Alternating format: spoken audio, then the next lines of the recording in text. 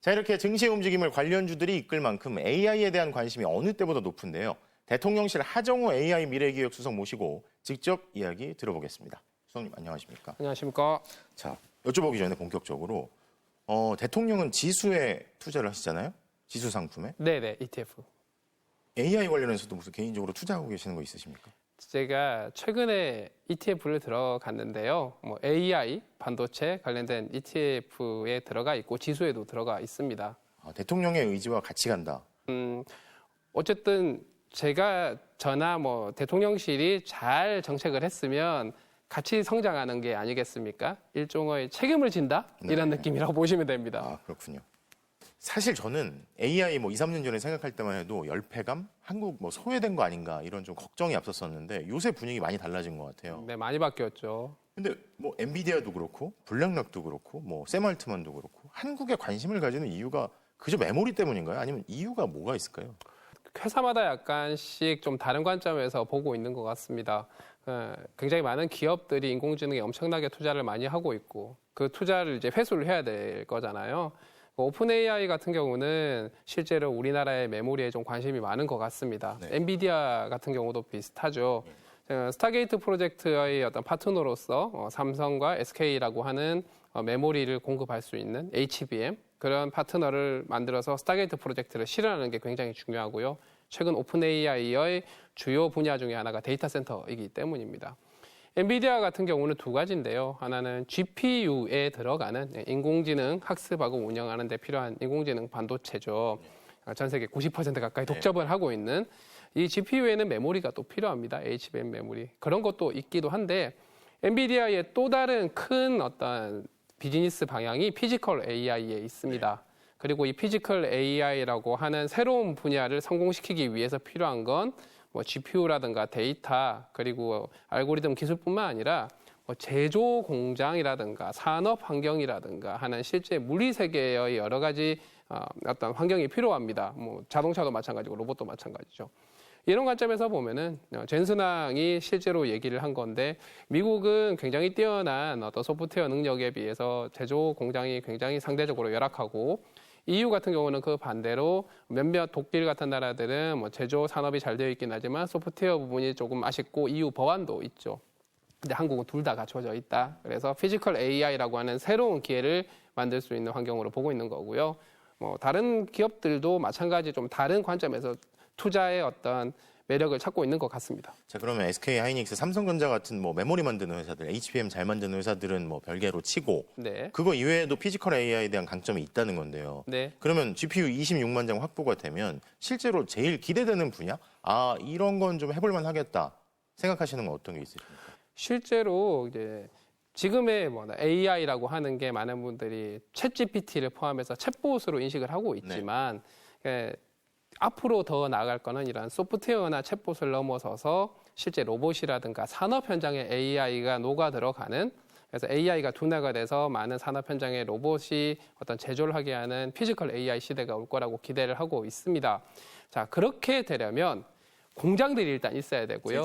제조업이 발달해 있어야 되고 다양하게 조선이든 자동차든 다양한 어떤 기기나 제조업이 발달해 있어야 하는데 그게 제조업도 발달을 하면서 AI 기술도 어느 정도 되고 국민들의 수용성도 있는 국가들이 어딘가를 봤더니 미국은 제조업이 아쉽고 EU는 소프트웨어 분야가 조금 아쉽고 한국은 상당히 관련된 역량을 가지고 있더라 이렇게 본 거죠. 그럼 사실상 중국을 제외하자면 AI에 대한 이해력도 발전도 그리고 제조업을 같이 갖고 있는 나라가 한국밖에 없다. 네. 이렇게 볼 수 있는 건가요? 네, 저희는 이제 풀스택이라고 얘기를 하는데 제조를 포함한 피지컬 AI를 위한 풀스택 환경을 가지고 있는 나라가 한국이다 이렇게 인식이 되는 거죠. 에이펙 계기로 정부가 26만 장을 확보한다. 기업별로 쪼개져 있지만요. 네. 예상을 하셨어요?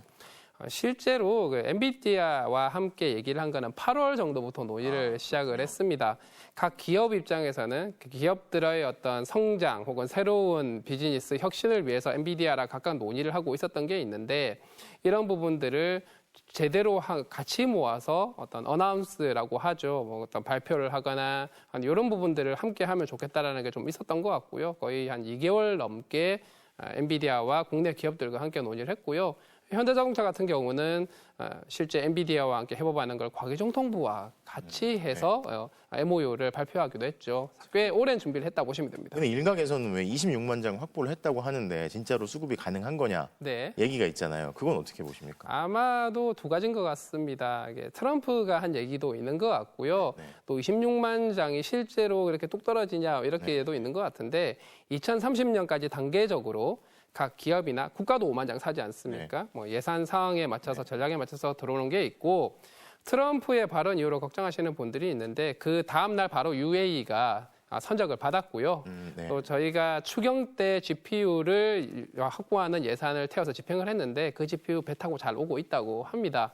아하. 또 지금 오고 있다. 네, 배 타고 오고 있고요, 벌써. 네네. 그리고 그 5만 장을 사려면 더 많이 사야 되는데 우리가 그 미국의 칩스 액트, 칩스법이죠. 네네. 거기에 보면 프렌드 쇼어링이라고 하는 개념이 있습니다. 예, 동맹국 혹은 친한 나라들의 어떤 제조 환경 혹은 같이 만들자라는 개념이죠. 당장 TSMC에서 엔비디아 GPU를 다 생산을 하지 않습니까? 그러면은 우리나라와 미국과의 관계를 고려했을 때 그런 위험성은 조금 낮은 편이고 실제로 그 메인 타겟은 중국과 그와 관련된 나라들이라고 생각합니다. 걱정을 안 해도 되겠다. 그게. 근데 사실 배 타고 오는군요. 비행기 타고 오는 게 아니라. 예, 양이 많고 하다 보니까. 네. 네. 자, 그런데 일각에서 또 그런 얘기합니다. GPU 이외에도 사실 필요한 인프라가 있다. GPU 26만 장 확보를 했고, 근데 이것만 있으면 되는 게 아니라 뭐 전력, 뭐 메모리칩, 통신 등등 인프라가 다 갖춰져 있어야 되는데 지금 가장 절실하고 필요한 것 어떤 것들이 있다고 보십니까? 일단 가장 먼저 준비를 해야 되는 건 전력 인프라가 맞고요. 지금 현재 전력이 부족하냐 그렇지는 않습니다. 지금 당장 26만 장이 들어온다고 하더라도 한 군데 26만 장을 다 넣었을 때는 한 500메가와트 정도가 될 수 있는데요. 그게 아니라 각 기업들마다 뭐 5만 장, 6만 장 이렇게 분산이 된다고 하면은 그렇게 부담스럽지는 않은데 앞으로 계속 들어올 GPU들이 더 있겠죠. 그러면은 지금 현재 2, 3년 동안에 충분한 어떤 전력 인프라를 좀 더 빠르게 공급을 하려면 원전을 추가로 짓는 거는 시간이 좀 더 오래 걸립니다. 10년 정도 봐야 되고요. 2, 3년 동안 빠르게 확보할 수 있는 방법이 재생에너지가 있고 그거보다 좀 더 긴 호흡으로는 SMR 같은 것들도 있고 그래서 지금 정부는 에너지 믹스 전략을 취하고 있는데 재생에너지 비율을 지금보다 늘린 에너지 믹스 전략으로 이런 AI의 전력 수요를 대비해 나간다 이렇게 보시면 됩니다. 최대한 여러 가지를 섞어서 하는데 효율을 높이고 뭐 이런 것도 포함이 되는 거예요? 당연히 포함이 되는 거고요. AI 데이터 센터는 기존의 데이터 센터와 전력 소모하는 패턴이 완전히 다릅니다. 훨씬 더 안정적인 전력을 공급하기 위한 인프라 준비까지 포함한다고 보시면 될 것 같고요. 지금 그것도 같이 하고 계시죠? 네, 같이 하는 거고요. 내일 당장 26만 장이 떨어지는 게 아니기 때문에 시간에 맞춰서 준비를 하면 됩니다. 사실 근데 이걸 위해서 인재가 필요하다. 그래서 아마 그 국가과학자 신설 이것도 인재가 필요하기 때문에 하시는 거예요. 맞습니다. 그런데 사실 뭐 의대로 나가고 또 해외로 나가고 이런 우려가 많잖아요. 실제로 그렇게 꽤 오랫동안 진행이 되어 왔죠. 순인재 유출국 이런 통계들도 있고요. 고무적인 건 어쨌든 올해 수시 모집에서 4대 과기원의 모집의 비율이 늘었습니다. 지원 비율이 늘었고 의대가 역대급으로 비율이 낮아졌죠. 굉장히 좋은 신호인 것 같고요. 거기에 더해서 그 금요일 날 저희가 발표한 과학기술 인재 양성 혹은 확보 대책을 발표를 했고 그 중에 하나가 이제 국가과학자 제도로 롤 모델로서 1년에 20명인가요? 네, 1년에 20명으로 계획이 되어 있고 5년 동안 5년 동안 100명을 하겠다고 했는데 5년 하고 끝나는 건 아니고요. 일단 5년 정도까지 이 정도 계획이라고 보시면 됩니다. 뿐만 아니라 대통령께서 이렇게 굉장히 어떤 성과가 많은 과학자 외에도 좀 더 젊은 과학자들을 위한 트랙도 더 많이 이렇게 선발을 해서 정말 학생들이 과학자를 꿈꾸고 나도 저렇게 성장할 수 있겠구나 하는 희망을 주면 자연스럽게 과학자들의 꿈을 더 많이 꾸게 되지 않을까 이렇게 저희가 기대를 하고 있는 거죠. 그러니까 스타를 만든다. 국가과학자 있고 또 일반적으로 뭐 대학원생들, 대학생들을 위한 지원도 준비. 그런 것도 당연히 포함되어 있고요. 네. 파격적인 준비를 기대해도 되겠습니다. 국가과학자에 대해서는 저희가 어떤 혜택에 어떻게 선발할지가 아직 정해진 건 아닙니다. 내년 상반기까지 잘 준비를 해서 굉장히 의미 있는 어떤 지원책을 만들어서 발표를 할 거고요. 젊은 국가과학자도 마찬가지고 또 전반적인 어떤 과학을 하기 위한 과학 연구를 하기 위한 어떤 제반 여건들, 뭐 학부 과정이나 혹은 뭐 고등학생 초중고 과정이나 이런 것들도 함께 양성을 하기 위한 대책을 준비를 함께 하고 있습니다. 파격적인 지원을 좀 기대해 보겠습니다. 네, 이게 비상한 시국엔 비상한 방법을 써야죠. 네. 네. 자, 그리고 국내 인재만으로도 부족하다 한다면 뭐 미국, 중국이 있지만 미국, 중국으로 안 빼앗기는 뭐 해외 인재들, 그러니까 미국이나 중국으로 가기 어려운 해외 인재들도 있을 거고요. 네, 맞습니다. 해외 인재 유치에 대해서는 어떤 보관이 있으십니까? 이번 대책에 사실 포함이 되어 있습니다. 해외에 뛰어난 인재들 중에서도 미국과 중국을 택하지 않고 한국도 미국, 중국만큼은 아니지만 충분히 성장할 수 있는 기회가 있고 환경이 있다라고 인식이 되게끔 환경을 만들고 비자 패스트 트랙이라든가 가족들을 위한 여러 가지 비자라든가 취업이라든가 이런 전체 패키지를 좀 저희가 준비를 하고 있고요. 그리고 이분들이 한국에 들어와 있는 분들 중에 상당수가 K컬처, 네. 한국 자체가 좋아서 들어온 분들이 꽤 많습니다. 네. 심지어 미국, 유럽에서도 꽤 많이 들어오고 있거든요. 우리의 이런 K컬처의 강력함을 또 충분히 활용할 수 있는 상황이 된 거죠. 실제로 이렇게 눈여겨보시는 후보군들, 뭐 이렇게 접촉하시는 분들 뭐 이런 거 있나요? 몇몇 분들이 좀 계시고요. 실제 10월 20일부터 저희 과기정통부에서 뛰어난 미국 쪽에 AI 포함한 과기 인재들을 이렇게 모셔오기 위한 로드쇼를 진행을 했고 8차에 걸쳐서 진행을 계속 할 예정입니다. 상당히 많은 젊은 연구자들이 관심을 갖고 이 행사에 참여를 해서 돌아오겠다라고 하는 의지를 보이고 있다고 하네요. 아, 그래요. 자, 기대를 해보겠습니다. 자, 그런데 AI 버블론에 대한 우려도 있습니다. 네. 아마 이게 여러 가지 섞여 있겠죠. 뭐 증시 때문일 수도 있겠고요. 자, 그런데 아직 이게 AI 본격적으로 시작도 안 한 거다 이런 네. 도 있잖아요. 어떻게 보십니까? 네, 어떤 기술이건 이 버블은 뭔가 혁신을 한번 크게 세상을 바꾸기 위해서는 버블이 있었던 것 같습니다. 버블에서 끝나는 경우도 있지만 그 버블을 뛰어넘는 경우도 있죠. 그래서 스노우플레이크라고 하는 글로벌 데이터 혹은 기술 관련된 기업의 대표가 좋은 버블이다라는 표현을 하기도 했는데요. 많은 우려하시는 분들이 오픈 AI를 중심으로 해서 글로벌 빅테크들이 서로 순환 출자하는 걸 보고 걱정을 하시는 것 같은데 기존의 다른 뭐 메타버스라든가 다른 기술과의 차이점은 AI가 돈을 벌기 시작했다라는 겁니다. 최근 전망에 따르면 엔트로픽이라고 하는 오픈 AI의 라이벌 정도 되죠. 27년이면은 손익분기점, 즉 손해를 안 볼 수도 있다. 매출이 굉장히 늘어나면서 이런 전망이 나오기 시작했어요. 이런 걸 볼 때 기존의 기술의 버블과는 좀 다르지 않을까라고 기대를 하고 있습니다.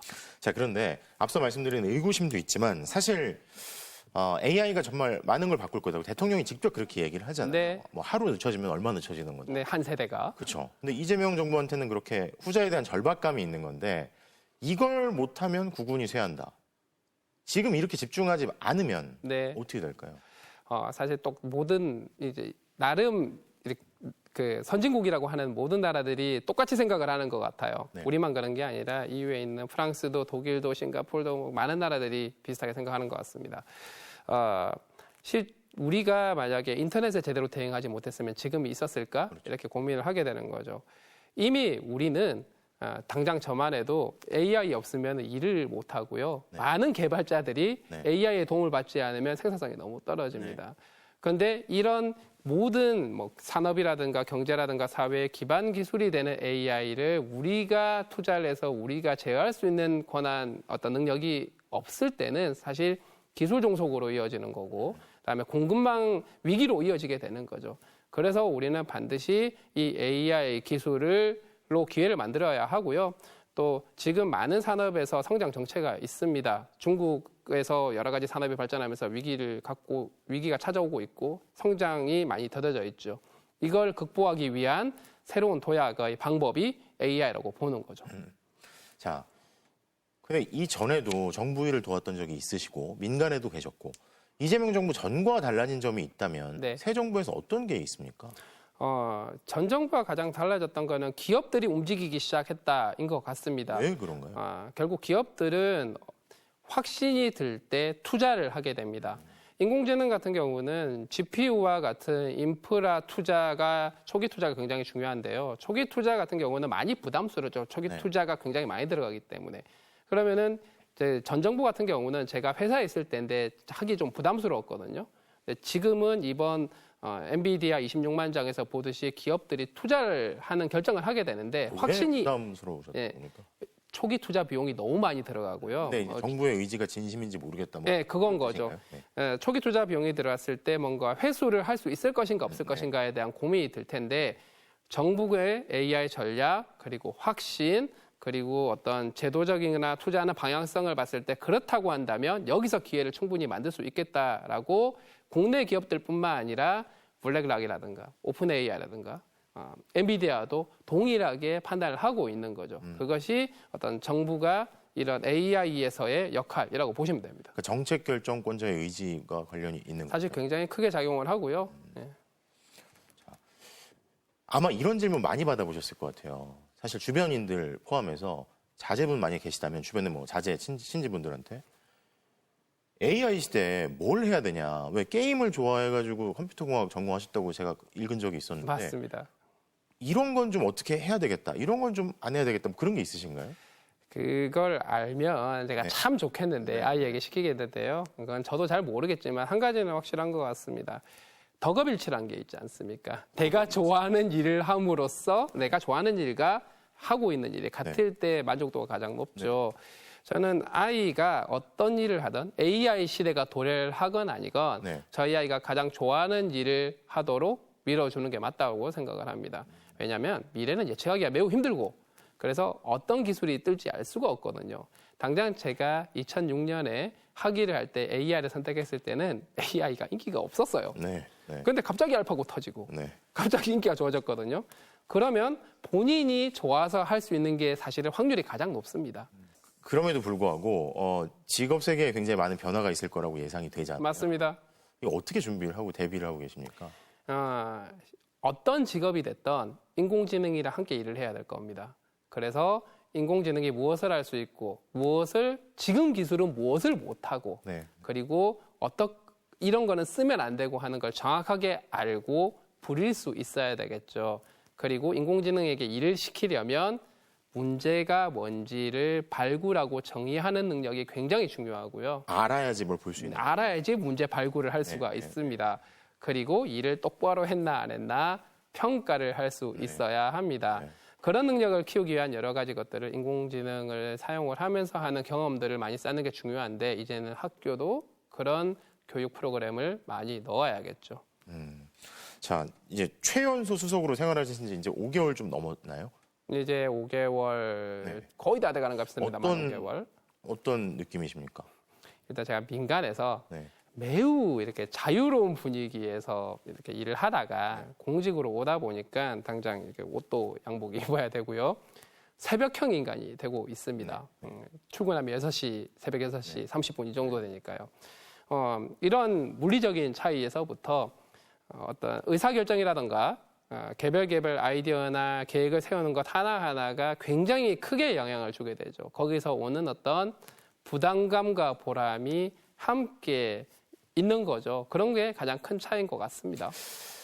마지막으로 이제 사실 일을 강하게 추진하시는데 드라이브를 걸 때 뭐 국민들의 응원도 필요하고 이런 방향으로 가보자 해서 호응이 필요하잖아요. 맞습니다. 하실 말씀 있으시면 어떤? 네, 제 소버린 AI라고 하는 개념 있지 않습니까? AI 주권. 제가 이걸 2021년 2월 달에 처음으로 얘기를 했습니다. 회사에 있는 동료와 함께요. 그때는 아무도 믿지 않았었어요. 그런데 지금 한 4년쯤 지나고 나니까 전 세계가 소버린 AI를 얘기를 하고 모든 나라가 AI를 확보해야 된다고 얘기를 하고 있죠. 결국 중요한 거는 우리가 할 수 있고 해야 한다라는 믿음이 되게 중요한데 국민 여러분들도 우리가 충분히 잘할 수 있고 지금도 생각보다 뭐 미국, 중국이 저만큼 앞서가 있지만 우리에게 충분히 기회가 있다. 우리가 가지고 있는 게 말씀드렸던 제조 산업을 포함한 피지컬 AI가 만들어갈 수 있는 기회. 그리고 그 어느 나라보다 빠르게 흡수하고 활용하는 수용력. 그리고 그런 것들을 바탕으로 정부가 열심히 고민해서 잘 전략을 수립하고 정책을 수립할 테니까 믿어주시고 함께 응원해 주시면 좋겠다는 생각입니다. 자, 수석님 오늘 나와주셔서 감사합니다. 네, 감사합니다. 지금까지 대통령실 하정우 AI 미래기획 수석이었습니다.